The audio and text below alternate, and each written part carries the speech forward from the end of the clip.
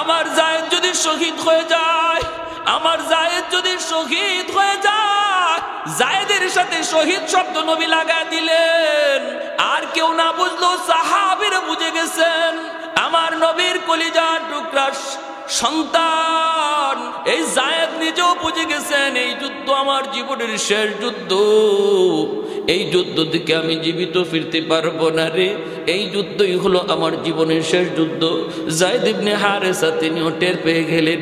এরপরে নবী বলতেছেন, দ্বিতীয় সেনাপতি জাফর ইবনে আবি তালিব, জাফর যদি শহীদ হয়ে যায়, সেনাপতি 3 নম্বর আব্দুল্লাহ ইবনে রাওয়াহা, দ্বিতীয় সেনাপতি জাফর, ইনার নামের পরও নবী শহীদ শব্দ লাগায় দিয়েছেন।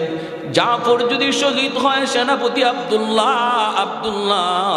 এতে করে উপস্থিত সবাই বুঝলেন, প্রথম সেনাপতি জায়েদ শহীদ হবে, দ্বিতীয় সেনাপতি জাফর ইবনে আবি তালিব, ইনিও এই যুদ্ধে শহীদ হয়ে যাবে। একটা কান্নার রুল পড়ে গেল, চাপা কান্না। মায়া নবীর সামনে একটা চাপা কান্নার রুল। সবাই বুঝে গেছেন নবীজির আপন চাচাতো ভাই জাফর, হযরত আলী রাদিয়াল্লাহু তাআলা আনহুর ভাই, হযরত আলী রাদিয়াল্লাহু তাআলা আনহুর ভাই জাফর, তাদের আব্বা আবু তালিব, নবীর চাচা আবু তালিবের সন্তান আলী, আবু তালিবের সন্তান জাফর।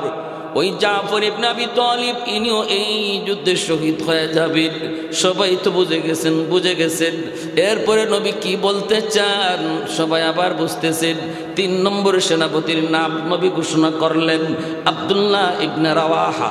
এইবার নবী বলতেছেন, আমার আব্দুল্লাহ যদি শহীদ হয়, চতুর্থ সেনাপতি হবে আল্লাহর তলোয়ারের মধ্য থেকে একজন। 3 জনের নাম নবী ঘোষণা করলেন, চতুর্থ জনের নাম নবী ঘোষণা করেন নাই। নবী বলছেন, চতুর্থ সেনাপতি পরামর্শক্রমে মুজাহিদরা বানায় নিবে, তাদের ভিতর থেকে একজনরে বানায় নিবে। এই চতুর্থ জনকে নবী ঘোষণা করেন নাই, নাম বলেন নাই। 3 জনের নাম নবী ঘোষণা করলেন এবং 3 জন তারা বুঝে গেছেন এই যুদ্ধ তাদের জীবনের শেষ যুদ্ধ। তবু আমার নবী বলছেন তাদের যাওয়া লাগবে। বিন্দু পরিমাণ তারা পিছপা হন নাই। এই কথা অন্তরের মধ্যে কখনো আনেন নাই। কেমন করে বিবি বাচ্চারে এতিম বানাবো, কেমন করে মারে আমি সন্তান হারা বানাবো, নিশ্চিত এই যুদ্ধে গেলে পরে আমার মরণ। এরপরও সাহাবায়ে কেরাম পিছপা হন নাই রে যুবক। আমার নবীর কথায় 3 জন এক বাক্যে রাজি হয়ে গেলে। এই মাইকটা একটু ক্যান ক্যান শব্দ করে একটু জিকির করি, লা ইলাহা ইল্লাল্লাহ জোরে।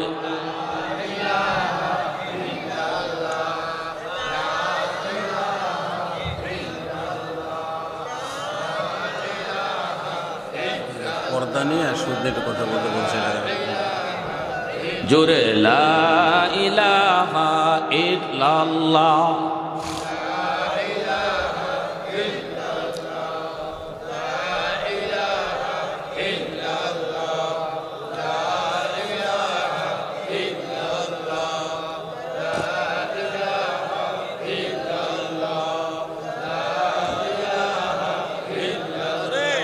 লা ইলাহা ইল্লাল্লাহু মুহাম্মাদুর রাসূলুল্লাহ। জোরে সুরে বলি সাল্লাল্লাহু আলাইহি ওয়াসাল্লাম। আল্লাহর নবী বলতেছেন, যাও 3 জন যায় ঘর থেকে বিদায় নিয়ে আসো, সন্তানের কাছ থেকে বিদায় নিয়ে আসো, বিবির কাছ থেকে বিদায় নিয়ে চলে আসো, পরিবারের কাছ থেকে বিদায় নিয়ে আসো। নবী তো বলে দিলেন, যাও তোমরা 3 জন বিদায় নিয়ে আসো। আমার নবী তো জানেন এই 3 জনের বিদায় এখনো তাদের জীবনের শেষ বিদায়। পরিবারের কাছ থেকে বিদায় নিতে যাবে নবীর সন্তান যায়েদ ইবনে হারেসা। ইনার তো মদিনায় কেউ নাই, মদিনায় তার কেউ আপন বলতে কেউ নাই, আছেন শুধু আমার নবী, মায়ার নবী। কারণ যায়েদ ইবনে হারেসা বিদায় নেবেন কার কাছ থেকে? পরিবার বলতে তার কেউ নাই, পরিবার বলতে শুধু আমার নবী আর তার একটা ছোট্ট সন্তান, নাম হলো উসামা। এই উসামা আর নবী সারা জায়েদের মদিনায় কেউ নাই, কেউ নাই রে। বিদায় নিবেন কার কাছ থেকে? অথচ জায়েদের মাও আছে, বাবাও আছে, তারা কিন্তু মদিনায় না, তাদের বাড়ি হলো ইয়ামেন। ইয়ামেন থেকে জায়েদ তিনি এসেছেন। কেমনে এসেছেন? শিশুকালে ডাকাতের দল ওনাকে অপহরণ করে নিয়ে এসেছিল। মক্কার উকাজ নামক বাজারের মধ্যে ওনাকে উঠাইছিল বিক্রি করার জন্য। ডাকাতের দল বিক্রি করলো আম্মা জান খাদিজাতুল কুবরা রাদিয়াল্লাহু তাআলা আনহার কাছে। আম্মা জান খাদিজাতুল কুবরা রাদিয়াল্লাহু তাআলা আনহা যায়েদ ইবনে হারেসাকে তিনি কিনে নিলেন। তার কাছে কিছুদিন তিনি রাখলেন, মায়া করলেন, আদর করলেন। এরপরে যখন আম্মা জানের সাথে আমার নবীর বিবাহ হয়, বিবাহের পর তিনি জায়েদকে নবীকে হাদিয়া দেয়া দিলেন। এইবার জায়েদ হলেন নবীর ঘরে নবীর গোলাম। মক্কার মানুষেরা জানতো জায়েদ হলো নবী মুহাম্মদুর রাসূলুল্লাহর গোলাম। ছোট্ট থেকে নবীর কাছে বড় হতেছেন। আল্লাহর নবী আদর করে করে বড় করেন। নবী কোনোদিন ধমক দেন না, গালিও দেন না, শাসন করেন না। মায়া মমতা যদ্দুর নবী দিয়ে বড় করতেছেন। জায়েদ 10 বছর বয়সে মা হারান, বাবা হারান। 10 বছর বয়সে তিনি মা হারান, বাবা হারান। আজকে জায়েদের বয়স 20 বছর। ওই অবস্থায় নবীর ঘরে তিনি মা জানেন না, বাবা চিনেন না। মা কোথায়, বাবা কোথায়, আর তার ইয়াদ নাই। নবীর কাছেই মক্কায় থাকি। এইদিকে ইয়ামেনে তার মা একমাত্র সন্তান। জায়েদকে হারানোর পর মা রাস্তায় রাস্তায় পাগলের মতো ঘুরে আর জায়েদ জায়েদ করে কান্দে। বাবাও দেশ থেকে দেশান্তরে ঘুরে বেড়ায়। আমার জায়েদ রে কেউ দেখছো নি গো? আমার জায়েদকে কেউ দেখছো নি? যেই বাপ মার সন্তান হারানো যায়, এই বাপ মা বুঝে সন্তান হারানোর ব্যথা কত কষ্টে। সন্তান মারা গেলেও এতটা কষ্ট লাগে না, হারায় গেলে এতটা কষ্ট। প্রতিটা নিয়ম, প্রতিটা সময়ে সময়ে বাবার টেনশন। মা খাইতে গেলে খাইতে পারে না, ঘুমাইতে গেলে মা ঘুমাইতে পারে না। আমার বাচ্চাটা এখন জানি কোথায় আছে, কার কাছে আছে গো? কি জানি খাইতেছে, কে জানি তারে পালতেছে, নাকি মায়ের খাইতেছে, কি জানি করতেছে। দুঃখিনী মা ঘুমাইতে পারে না, ভালো কিছু খাইতে পারে না। এইদিকে জায়েদের মা তিনি তো পাগল, বাবাও পাগল। ইয়ামেন থেকে কিছু মানুষ মক্কায় এসেছিল তারা হজের জন্য। আল্লাহর নবীর কাছে জায়েদকে দেখে ইয়ামেনের মানুষগুলা তারা চিনে ফেলল। এই তো আমাদের জায়েদের মতো লাগে। দেখো না, শিশুকালে হারাইছিল, এখন তো একটা যুবক, কিন্তু তাকায় দেখো চেহারায় কয় সে জায়েদ। ইয়ামেনের মানুষগুলি তারা জানতে পারলো এই ছেলের নাম জায়েদ, ইনি মুহাম্মদুর রাসূলুল্লাহর গোলাম। সাথে সাথে মানুষগুলি ইয়ামেন যাইয়া জায়েদের আব্বাকে বলে দিল, ও জায়েদের বাপ, আমরা জায়েদের সন্ধান পেয়েছি গো। কোথায়? কয় মক্কায়। কার কাছে? মুহাম্মদুর রাসূলুল্লাহর কাছে। যাও তুমি দ্রুত যাও। মুহাম্মদ উদার দিলের মানুষ, অনেক বড় মনের মানুষ। মুহাম্মদের কাছে যায় যদি তোমার সন্তানের পরিচয় দাও, তাহলে সন্তান ফেরত পাইবা। যাও তুমি দ্রুত গতিতে মক্কায় যাও। জায়েদের বাবা জায়েদের এক চাচাকে সঙ্গে লইয়া অনেকগুলি স্বর্ণ মুদ্রা লইয়া মক্কায় চলে আসলেন মায়ার নবীর দরবারে।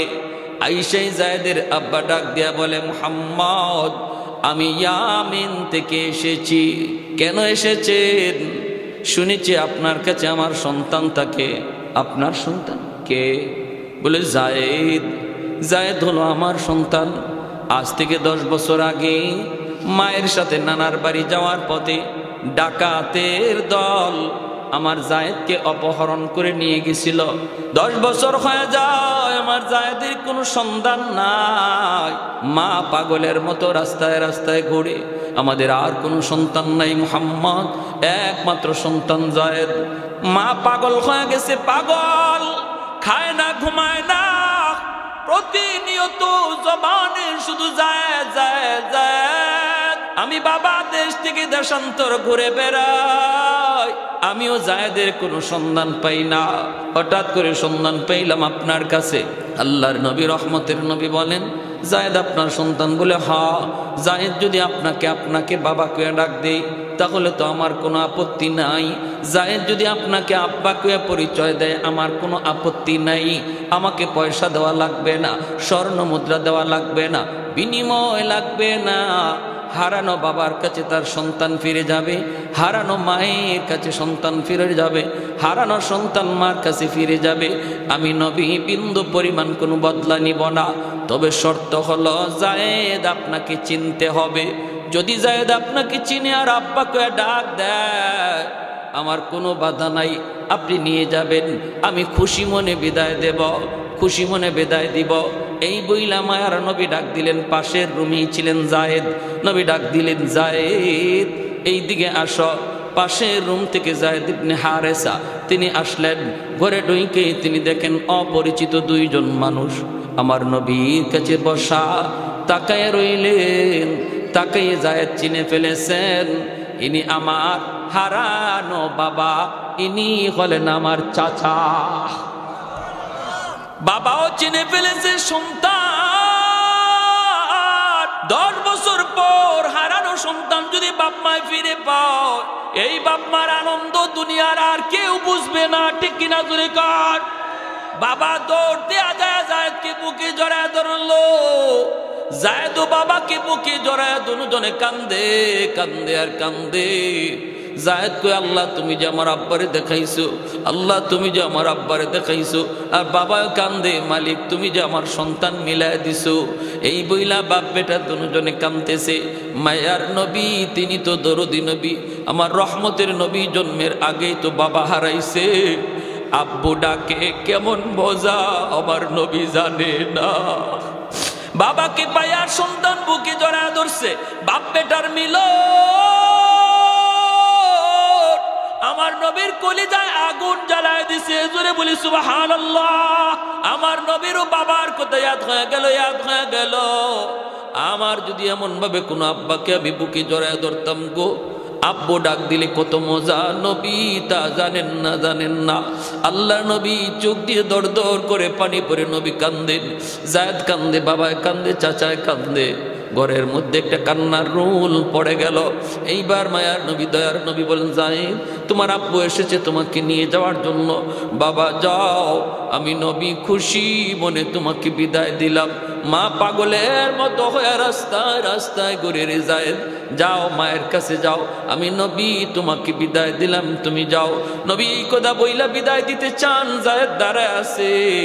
এইবার নবী বলেন, জায়েদ তুমি যদি যেতে চাও যেতে পারো, কোনো আপত্তি নাই, আমি খুশি মনে বিদায় দেব।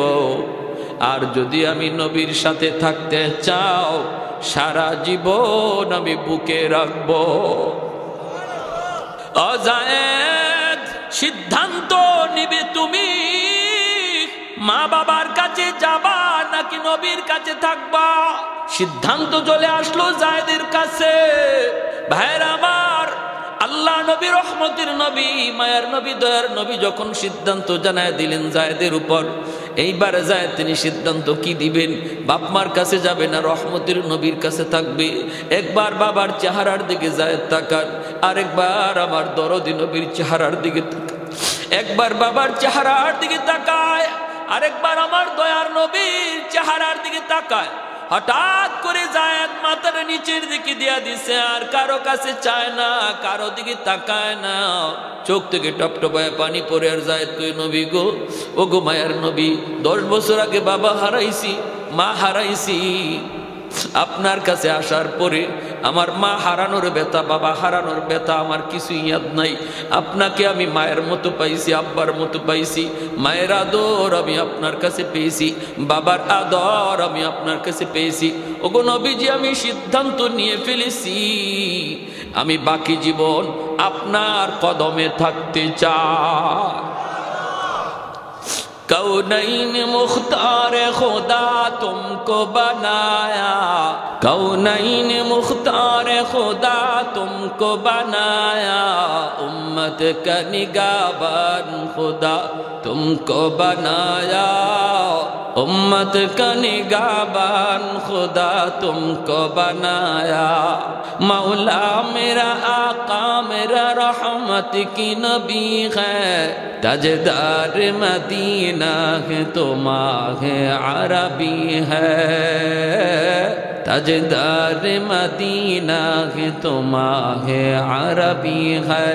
अशजार ने देते हैं नबूवत के शहादत, तशकीक कमर में है तो अंगुल की इशारात, तशकीक कमर में है तो अंगुल की इशारात।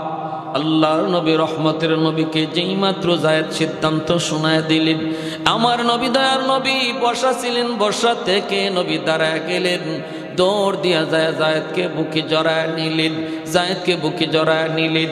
এক দৌড়ে নবী ঘর থেকে যায়েদকে বুকে লইয়া বের হয়ে গেলেন। নবীর যেন হুশ নাই, নবী যেন হুশ নাই। আল্লাহর নবী যায়েদকে বুকে লইয়া, বুঝা গেল নবী দিলে দিলে চাইতেছিলেন যায়েদ যেন নবীর সাথেই থাকে, যেন বাপ মার কাছে যায়েদ না চায়।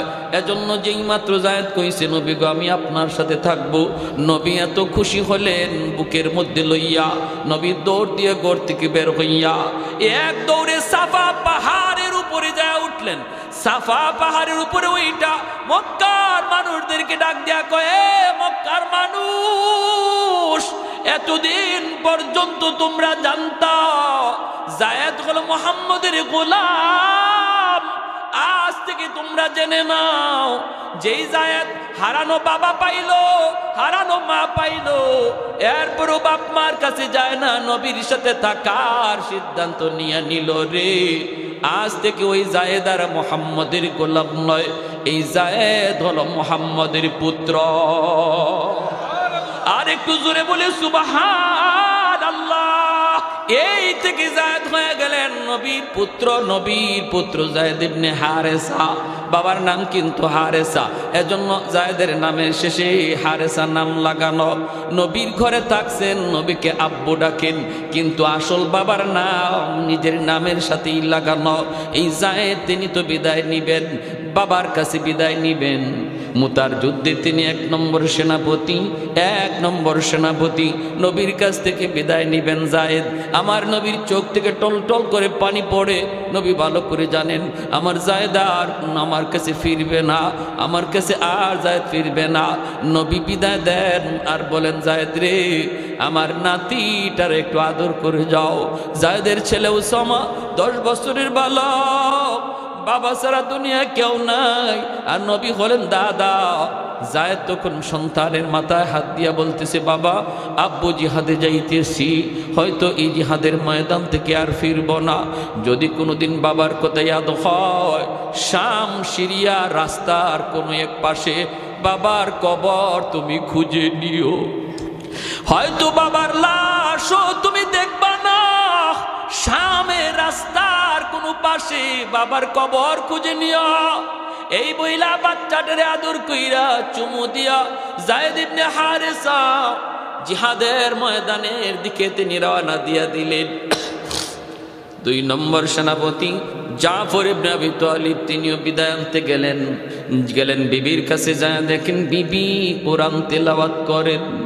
আর ছোট্ট 2টা সন্তান, 4 বছর 6 বছরের 2টা সন্তান ছিল জাফর ইবনে আবি তালিবের। এই দুটা বাচ্চা মায়ের পাশে বসে বসে কোরআন তিলাওয়াত শুনতেছে। জাফর ইবনে আবি তালিব গেলেন বিদায় নেওয়ার জন্য, জীবনের শেষ বিদায়।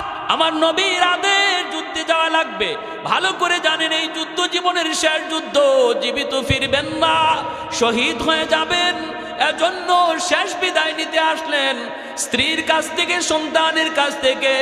স্ত্রী তো জানে না স্বামীর শেষ বিদায়, বাচ্চাগুলি জানে না এটাই বাবার জীবনের শেষ বিদায়। শেষ বিদায় বাচ্চাগুলি জানে না।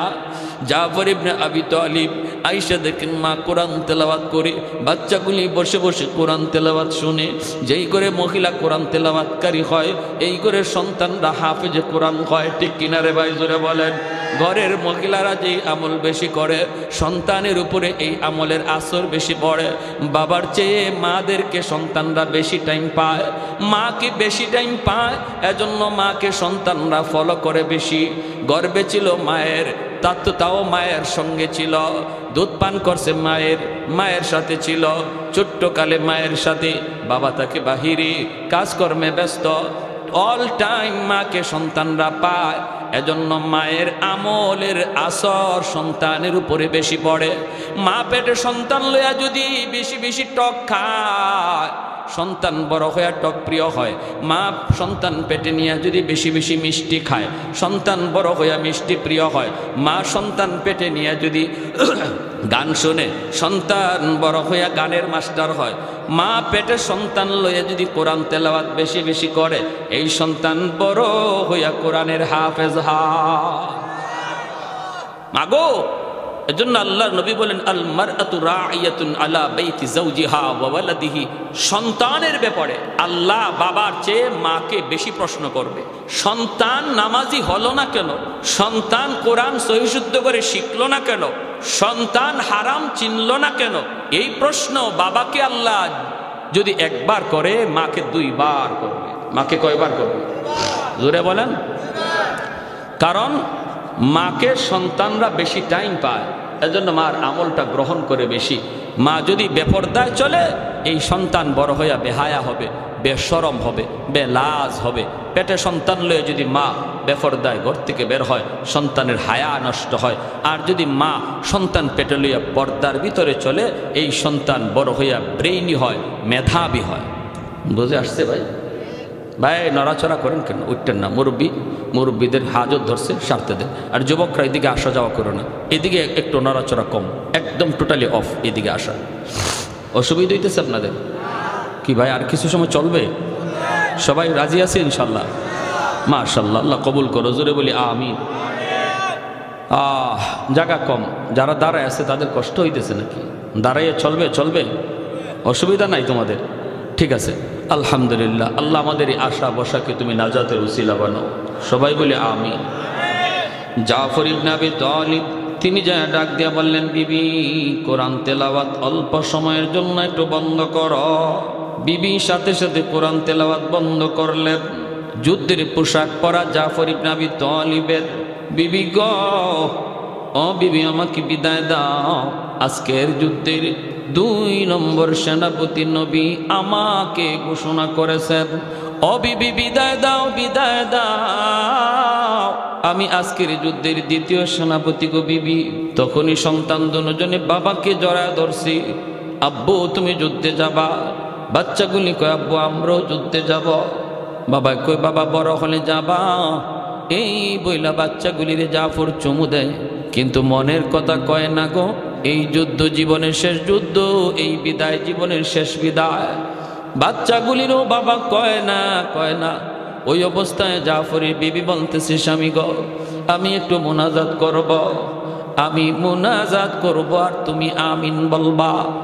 আমি মায়ার নবীর জবানে শুনেছি, যুদ্ধে যাবার আগে যদি মুনাজাত করা হয়, এই মুনাজাত আল্লাহর দরবারে কবুল হয়ে যায়। জাফর ইবনে আবি তালিব কয়, বিবি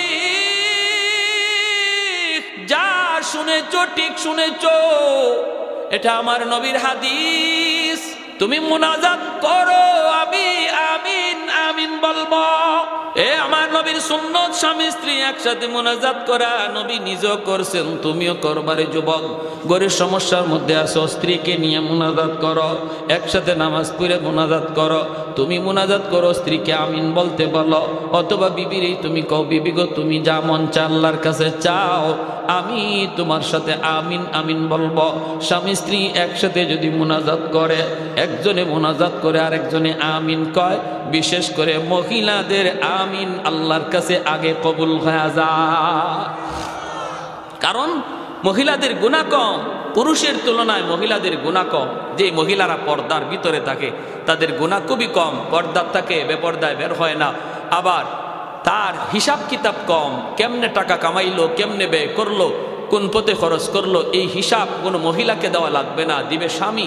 জুম্মার হিসাব জুম্মার হিসাব, ঈদের হিসাব, প্রতিবেশীর হিসাব, হ্যাঁ, অনেক হিসাব একজন পুরুষকে দিতে হয়, কিন্তু মহিলাকে এত হিসাব দিতে হয় না। এদের আমল ডিউটি খুব কম, এজন্য নবী বলেন এদের কম ডিউটি আর পুরস্কার অনেক বেশি। তাই মহিলারা হাত উঠাইলেই আল্লাহ তাদের দোয়া কবুল করে নেয়। এজন্য স্বামী বিপদে আছে, স্বামীর রুজিতে বরকত নাই, মাগো আল্লাহর কাছে চাও। আর স্বামীরা যারা আছেন স্ত্রীকে বলো তুমি আল্লাহর কাছে দোয়া করো, কারণ হুজুরদের জবানে শুনছি নবীর হাদিস মহিলাদের দোয়া কবুল হয়। মেয়েটারে বলো মা আব্বুর জন্য দোয়া করো, বোনের কাছে দোয়া চাও, মার কাছে দোয়া চাও, মহিলাদের কাছে দোয়া চাও, তাদের দোয়া কবুল। ঘর থেকে বের হতে চাও, কোথাও সফরে যাবা, মেয়েটার কাছ থেকে দোয়া নাও, বোন থাকলে বোনের কাছ থেকে দোয়া নাও, মার কাছ থেকে দোয়া নাও, স্ত্রীর কাছ থেকে দোয়া নাও। মহিলাদের দোয়া আল্লাহর কাছে কবুল, নিরাপদে আল্লাহ তোমাকে ফিরে আনবে। ঠিক কিনা ভাই? হ্যাঁ। আর আমরা করি উল্টা, আমরা করি উল্টা। আমরা ঘর থেকে বাজার থেকে কোনো কিছু মজা টজা বা কোনো হালুয়া নিয়ে গেলে, হাদিয়া তোফা নিয়ে গেলে গিয়া দেখা যায় ছেলের হাতে আগে দিই, কিন্তু আল্লাহ নবী বলছেন তুমি ঘরে ঢুকিয়া মেয়ে আর ছেলে যদি থাকে মেয়ের হাতে আগে দাও, মেয়ের হাতে আগে দাও। জাফর ইবনে আবি তালিব কই বিবি তাহলে মুনাজাত করো, হাঁটা চলা এদিকে বন্ধ হয় না কেন? ভলেন্টিয়ার নো, ওয়াজ মানুষের শোনার জন্য না, বরং যারা আয়োজন করে তাদের জন্য সবার আগে। এত তাড়াহুড়া করা লাগবে না, সবাই বসো, যার যা জায়গায় বসো। এরা থাকো এখানে দাঁড়ানো থাকুক, এরা এখানে দাঁড়ানো থাকুক, এরা চুপচাপ আছে, নিরিবিলি আছে, বসে যাও, একজনও দয়া করে হাঁটবা না।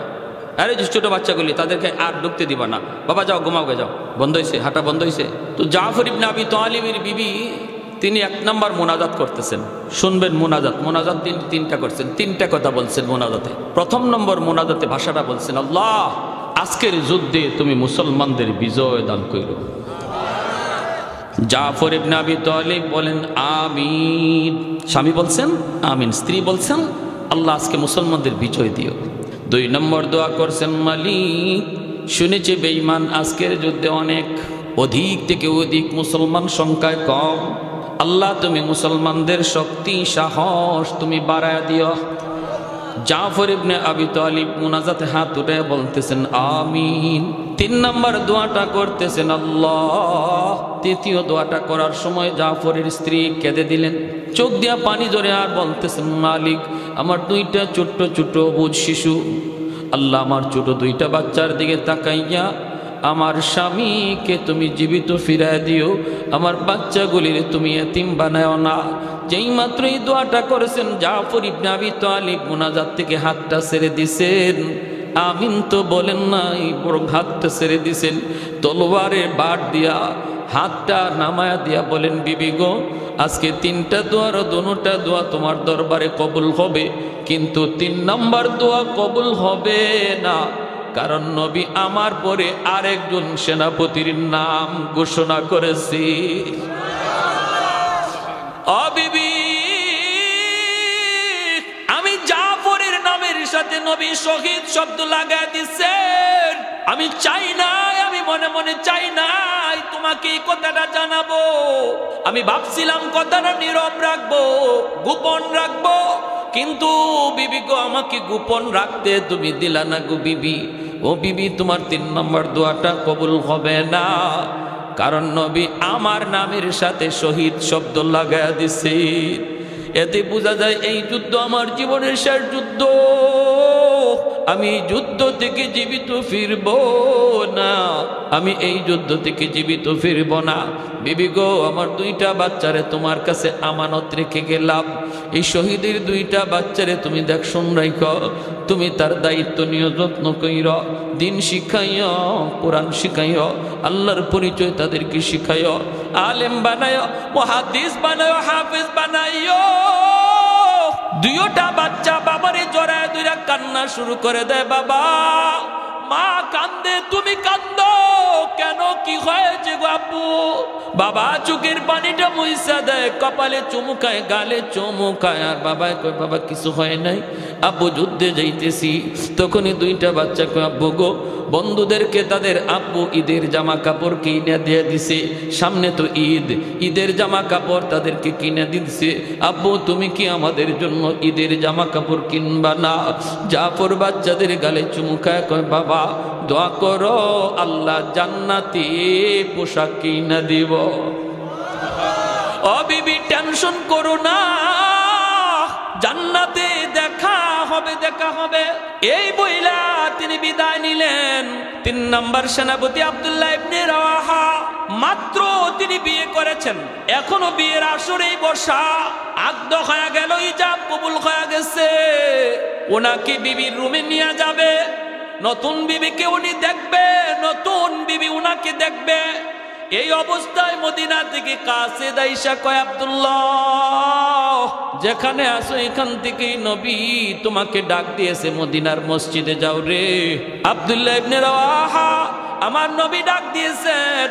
এই খবর পাওয়া মাত্রই নতুন বিবির চেহারা আর দেখেন নাই, বাসর ঘরে তিনি আর ঢুকেন নাই বলে বিবির একটা নজর দেখে যাই চেহারাটা কেমন। আমার নবী ডাক দিয়েছেন, এই আওয়াজটা পাওয়া মাত্রই দ্রুত মদিনার মসজিদে হাজির হইয়া দেখেন নবী মিম্বরে বৈশা ঘোষণা দিতেছেন, আজকের যুদ্ধের 3 নম্বর সেনাপতি আমার আব্দুল্লাহ ইবনে রাওয়াহা। আব্দুল্লাহ ইবনে রাওয়াহা তিনি যাই এই ঘোষণা শুনলেন, আজকের যুদ্ধে তিনি হবেন 3 নম্বর সেনাপতি। আর নবী বলতেছেন, আমার আব্দুল্লাহ শহীদ হয়ে গেলে সেনাপতি হবে 4র্থ জন, মুসলমানের ভিতর থেকে 1 জন। এতে বোঝা গেল আব্দুল্লাহ এই যুদ্ধে শহীদ, ইনিও জীবিত ফিরবেন না। অথচ আব্দুল্লাহ এখনো নতুন বিবির চেহারাটা দেখেন না। বিদায় নিতে গেলেন বিবির কাছ থেকে, নতুন বিবির কাছ থেকে। বিবাহত হয়ে গেছে কিন্তু স্ত্রীকে দেখেন না, দেখতে পারেন না। নতুন স্ত্রী ও স্বামীর চেহারা দেখতে পারেন না। তিনি যুদ্ধের পোশাক পইরা ঘোড়ার পিঠে সওয়ার, সঙ্গী সাথীদের নিয়ে তিনি বাড়ির সামনে হাজির। আন্দরের বাহির থেকে ডাক দিলেন, বিবি ও বিবি আমাকে মাফ করো, আমি তোমার ঋণ শোধ করতে পারলাম না। আজকের যুদ্ধে তোমার স্বামী 3 নম্বর সেনাপতি, আমি যুদ্ধের ময়দানে চলে গেলাম গো, বিবি বিদায় দাও। আন্দরের ভিতর থেকে নতুন বিবি ডাক দিয়া কই, স্বামী গো, ও স্বামী একটা নজর শুধু তোমাকে দেখবো গো, যেন পরকালে জান্নাতে তোমারে দেখে আমি চিনতে পারি তুমি আমার স্বামী। চেহারাটা শুধু 1 নজর দেখবো, চিনার জন্য একটু ভিতরে আসো। আব্দুল্লাহ ইবনে রাওয়াহা কই, না গো বিবি না, আমাকে ভিতরে যাইতে তুমি বলবা না, কারণ আমি শুনেছি তুমি আরবের সবচেয়ে সুন্দরী নারী। আমি যদি তোমার চেহারাটা দেখি, তোমার মায়াবী চেহারা যুদ্ধের ময়দানে আমার ইয়াদ হয়ে যেতে পারে, আমার যুদ্ধ করতে ব্যাঘাত ঘটবে। না না না না, যুদ্ধের ময়দানে আমার চোখের সামনে শুধু আমার আল্লাহ আর আমার নবী থাকবে, আর কারো চিত্র আর কারো নমুনা আমি আমার চোখের সামনে রাখবো না। আমি তোমাকে চিনি না, তুমি আমাকে চিনো না। জান্নাতে আল্লাহ নিজে আমাদের পরিচয় করায় দিবে। এতটুকু বইলা যা হযরত আব্দুল্লাহ ইবনে রাওয়াহা তিনি বিদায় নিতে চান। বিবি তিনি তো ঘর থেকে বের হতে পারতেন কিন্তু বের হন নাই। কেন বের হন নাই? কারণ পর্দা লঙ্ঘন হবে। ঘর থেকে যদি বের হন, পরপুরুষে ওনাকে দেখে ফেলবে, পর্দা লঙ্ঘন হবে। জীবনের কত বড় কঠিন একটা মুহূর্ত। স্বামীরে শুধু চিনবে এমন কোন মহিলা থাকতে পারে যে ওই অবস্থায় ঘরের ভিতরে থাকবে? স্বামীকে চিনার জন্য ভালো করে জানে যুদ্ধে জীবনের শেষ যুদ্ধ স্বামীর আসবে না। আব্দুল্লাহ জানায়া দিয়েছে স্ত্রী গো, আমি এই যুদ্ধ থেকে জীবিত ফিরবো না, কারণ এই যুদ্ধে আমার নবী আমাকে 3 নম্বর সেনাপতি ঘোষণা কইরা আমার নামের সাথে শহীদ শব্দ লাগাই দিছি। আমি আর ফিরবো না, নিশ্চিত এই যুদ্ধে আমি শহীদ হয়ে যাব। এই অবস্থায় বিবি নিজের কেমন কন্ট্রোল করেছে, কি পরিমাণ কন্ট্রোল করেছে, কি পরিমাণ আল্লাহর ভয়। মনের ইচ্ছা হলো ঘর থেকে বের হওয়ার, মনের ইচ্ছা হলো স্বামীকে 1 নজর দেখার, কিন্তু আল্লাহর নিষেধ, বের হইও না, পর্দা লঙ্ঘন হবে। আল্লাহু আকবার। ওগো মা, একটু খেয়াল করো পর্দার কেমন গুরুত্ব, পর্দা করার কেমন গুরুত্ব। এমন মহিলাদের গর্ভ থেকে আব্দুল কাদের জিলানী বের হয়, মঈনুদ্দিন চিশতি বের হয়, এমন মানুষের গর্ভ থেকে ওলি আল্লাহ জন্ম নেয়। মহিলাদের গর্ভ থেকে ওলি আল্লাহদের জন্ম। তোমাদের দাম অনেক বেশি, তোমরা নবীদের মা, তোমরা ওলিদের মা, তোমরা গৌস কুতুবদের মা। অতএব মা গো, এটা এমন এক উদর এই উদরের যত্ন যদি তুমি করো তাহলে নবী আসা বন্ধ, কিন্তু আব্দুল কাদের জিলানী আসা বন্ধ না। এখনো এমন মায়ের গর্ভ থেকে জিলানী বের হবে।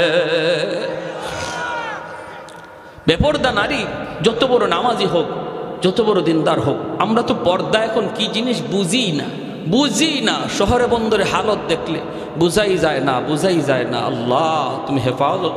ঘর থেকে বের হওয়ার সময় মোটা কাপড়ের বোরকা পরে বের হও, একান্ত প্রয়োজনে যদি বের হতে হয়। মার্কেট করার জন্য শরীয়তে অনুমতি নাই। তবে হ্যাঁ, যদি মহিলাদের এমন কোনো কাজ, যে কাজটা পুরুষের দ্বারা সম্ভব না, এমন কোনো জিনিস কিনতে হয়, সেটা সে বের হয়ে যেতে পারবে মোটা কাপড়ের বোরকা পরে, হাত মোজা পা মোজা লাগাইয়া।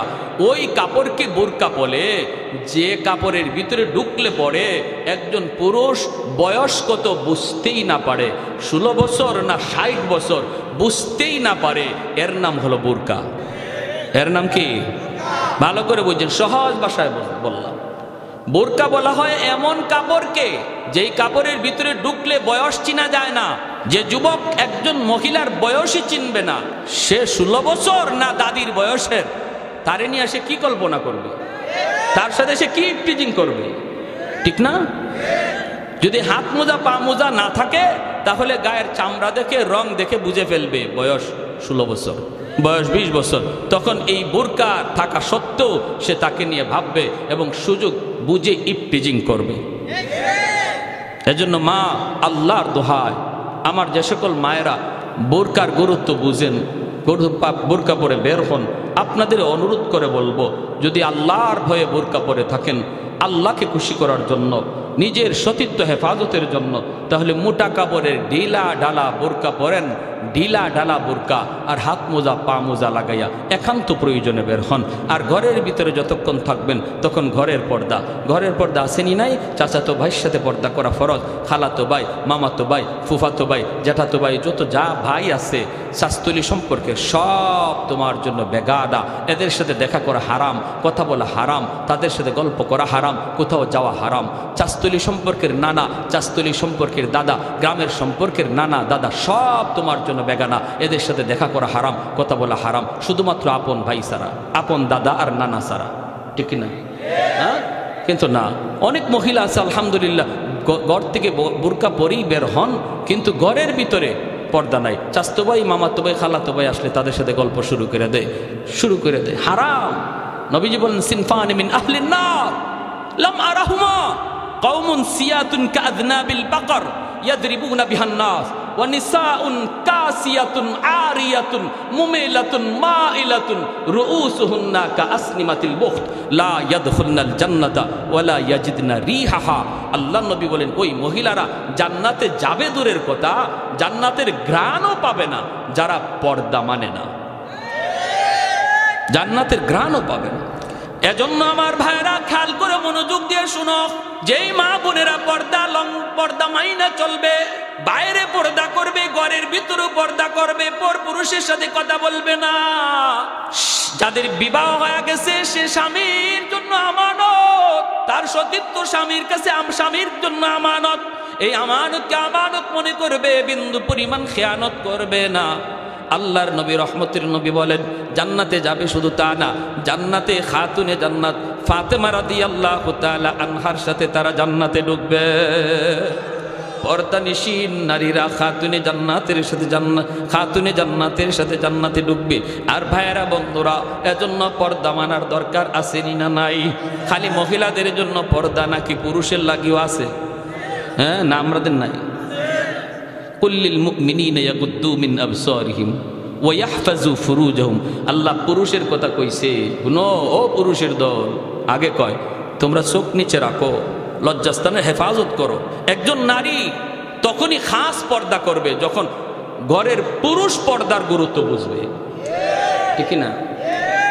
বাবার আন্ডারে মেয়ে, বাবা যদি পর্দার গুরুত্ব বুঝে তাহলে মেয়ে পর্দা করবে। স্ত্রী স্বামীর আন্ডারে, স্বামী যদি পর্দার গুরুত্ব বুঝে আল্লাহকে ডরায় তাহলে স্ত্রী পর্দা করবে। ভাইয়ের আন্ডারে বোন, ভাই যদি পর্দার গুরুত্ব বুঝে তাহলে বোন পর্দা করবে।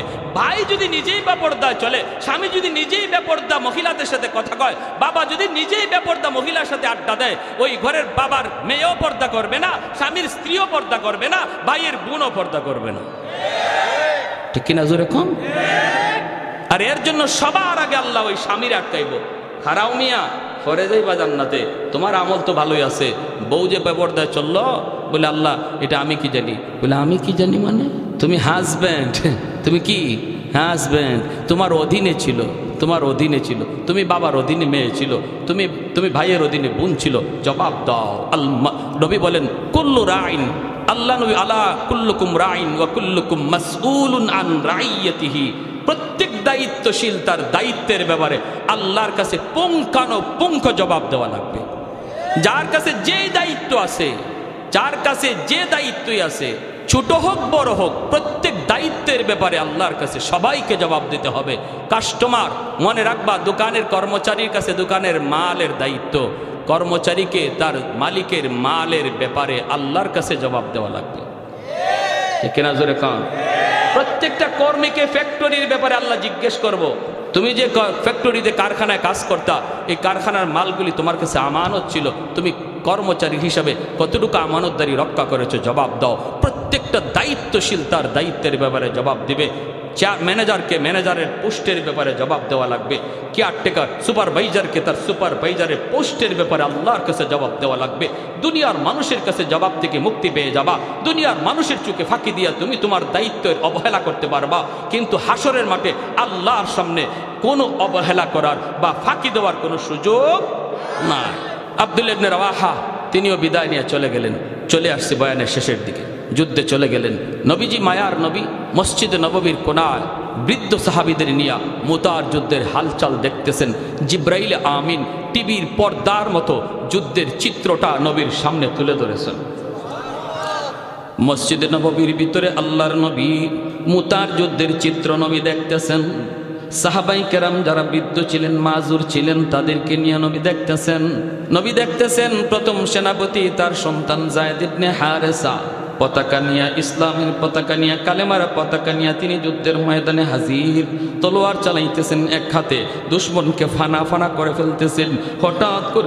হঠাৎ করে নবী দেখেন তার কলিজার টুকরা সন্তান যায়েদ ইবনে হারেসাকে দুশমনরা শহীদ করে ফেলেছে। আল্লাহর নবী মসজিদে নববীর ভিতরে তিনি বসা। সাহাবীদেরকে নবী ডাক দিয়া বলেন, সাহাবীরা রে, এই মুহূর্তে আমার সন্তান যায়েদ জিহাদের ময়দানে শহীদ হয়ে গেছে। সেনাপতির পতাকা, ইসলামের পতাকা, দ্বিতীয় সেনাপতি জাফর ইবনে আবি তালিবের হাতে পতাকা লইয়া তিনি যুদ্ধ চালাইতেছেন, বীর বিক্রমে যুদ্ধ চালান। মায়ার নবী বলেন, আমার জাফর সামনের দিকে আগাইতেছি, দুশমন তার সামনে কেউ টিকতে পারে না, সামনের দিকে আগায়, কেউ তার সামনে দাঁড়াইতে পারে না। দুশমনের কল্লাগুলি আলাদা করে জাফর আগাইতেছি। হঠাৎ করে নবী বলেন, আমার জাফরের ডান হাত বেঈমানরা কেটে ফেলেছে, পিছন থেকে একজনে তার হাতে কূপ মারছে, হাতটা কেটে গেছে, পতাকা মাটিতে পড়তে দেয় নাই, বাম হাত দিয়া ইসলামের পতাকা, কালেমার পতাকা ধরে রাখছে। নবী বলেন, আমার জাফরের বাম হাতটাও দুশমনরা কেটে ফেলেছে। মায়ার নবীর চোখ দিয়ে দর দর করে পানি পড়ে। নবী কান্দেন। ওই অবস্থায় আল্লাহ বলে, জিব্রাইল বন্ধুর কাছে যাও, বন্ধুর কাছে তুমি যাও। জিব্রাইল আমিন আয়েশা বলতেছে, নবী গো, আপনার চাচাতো ভাই জাফরের জন্য আপনি কান্দেন, আপনার সন্তান যায়েদের জন্য কান্দেন না গো নবী। আপনার যেই চাচাতো ভাই জাফর দুটা হাত আল্লাহর রাস্তায় দিয়ে দিছে, আল্লাহ আমাকে আপনার কাছে পাঠাইছে এই নিউজ দেওয়ার জন্য। এই দুই হাতের বদলা আল্লাহ পাক জান্নাতে জাফরকে দুইটা ডানা পরায়া দিবে। যেই দুইটা ডানা পইরা জাফর জান্নাতের যে কোনো জান্নাতে উড়ে বেড়াবে। সমস্ত জান্নাতি তার জান্নাত নির্ধারিত, একজন আরেকজনের জান্নাতে ঢুকতে পারবে না। কিন্তু আপনার সাহাবী জাফর যেই দুই দুইটা হাত আল্লাহর জন্য দিয়া দিল। ওই জাফর তার দুইটা পাখা লইয়া জান্নাতের ভিতরে এমন ভাবে উড়বে কেউ তারে বাধা দিবে না। আর একটু জোরে সুবহানাল্লাহ। ভাইরা আমার, 3 নম্বর সেনাপতি আব্দুল্লাহ ইবনে রাওয়াহা গেলেন, কামড় দিয়া ইসলামের পতাকা ধরে রাখছেন, তবুও পতাকা মাটিতে পড়তে দেন না। 3 নম্বর সেনাপতি আব্দুল্লাহ ইবনে রাওয়াহা ইনি দৌড় দিয়া আসলেন, আইসা তিনি পতাকা টানতেছেন, পতাকার কামড় জাফর ছাড়েন না। হায় রে হায়, পতাকার কামড় তো ছাড়েন না। জাফর যখন পতাকার কামড় ছাড়ে না, আব্দুল্লাহ ডাক দিয়া বলতেছে, রে জাফর, আমি আর কেউ না, দেহটা আছে, রূহ নাই, মাটিতে পইরে আছেন, শহীদ হয়ে গেছেন, কিন্তু ইসলামের পতাকা ছাড়েন না, মাটিতে পড়তে দেন না, প্রাণ নাই কিন্তু পতাকা ছাড়ে না। আব্দুল্লাহ ইবনে রাওয়াহা যখন ডাক দিয়া কানে কানে কয়, জাফর আমি অন্য কেউ না, আমি হলাম আব্দুল্লাহ, যার নাম নবী তোমার পরে ঘোষণা করেছেন, আমি পতাকা টানতেছি, বলা মাত্রই কামড় ছেড়ে দিলে। পতাকা হাতে লই আব্দুল্লাহ ইবনে রাওয়াহা জিহাদের ময়দানে তিনি ঢুকে গেলেন, কচু কাটা শুরু করলেন দুশমনকে। এরপরে নবী বলেন, আমার আব্দুল্লাহ শহীদ হয়ে গেছে। নবী বলেন, এখন আসছে আল্লাহর একজন তলোয়ার, যার হাতে এই যুদ্ধের বিজয় হবে। আল্লাহু আকবার। নবী বলেন, 4 নম্বর একজন সেনাপতি আসছে, যার উপাধি হলো আল্লাহর তলোয়ার, সাইফুম মিন সুয়ুফিল্লাহ, যার উপাধি হলো সাইফুম মিন সুয়ুফিল্লাহ। সে আসছে, তিনি আর কেউ নন, তিনি হলেন হযরত খালিদ বিন ওয়ালিদ রাদিয়াল্লাহু তাআলা আনহু। আল্লাহু আকবার। আর একটু জোরে আল্লাহু আকবার। মাশাআল্লাহ। খালিদ বিন ওয়ালিদ রাদিয়াল্লাহু তাআলা আনহু 4র্থ সেনাপতি। নবী ওনার নামের শেষে শহীদ লাগান নাই। নবী বলছেন, 4র্থ সেনাপতি যে হবে, তার হাতে এই ঐতিহাসিক যুদ্ধের বিজয় আসবে। কেমনে বিজয়টা আসছে শুনবার ইচ্ছা কার কার আছে? একটু হাত উঠে আল্লাহকে দাও। আল্লাহ তুমি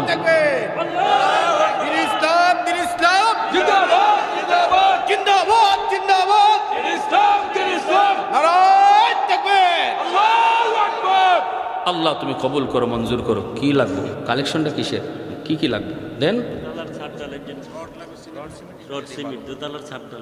রড সিমেন্ট। ভাই উঠবেন না, ইন্না লিল্লাহ, এতক্ষণ আমি কি বয়ান শুনাইলাম। উঠবা না, উঠবো না। ডায়াবেটিস যদি হয় তাইলে সমস্যা নাই, হাজত স্বার্থে শুধু অনুমতি আছে। মেইন কথাটাই রয়ে গেছে এখন আলোচনা। শুধু অনুরোধ করব আপনাদের কাছে, আল্লাহর মসজিদ কার ঘর? আর একটু জোরে, কার ঘর? সাহাবায়ে কেরাম দিন রক্ষার জন্য কিভাবে জীবন দিয়েছেন আমরা শুনলাম। মসজিদ থাকবে, মাদ্রাসা থাকবে, আল্লাহর জমিনে দিন জিন্দা থাকবে, ঠিক না? মসজিদ মাদ্রাসা যদি না থাকে, দিন থাকবে? অতএব আল্লাহর ঘর মসজিদ। নবী বলেন, মসজিদ, যে মসজিদের দিকে যে নজর রাখে, আল্লাহ তার ঘরের দিকে নজর রাখে। আল্লাহর ঘরের দিকে যে নজর দেয়, আল্লাহ নিজে তার ঘরের দিকে নজর দেয়। সুবহানাল্লাহ। এজন্য আল্লাহর ঘর মসজিদের জন্য বলি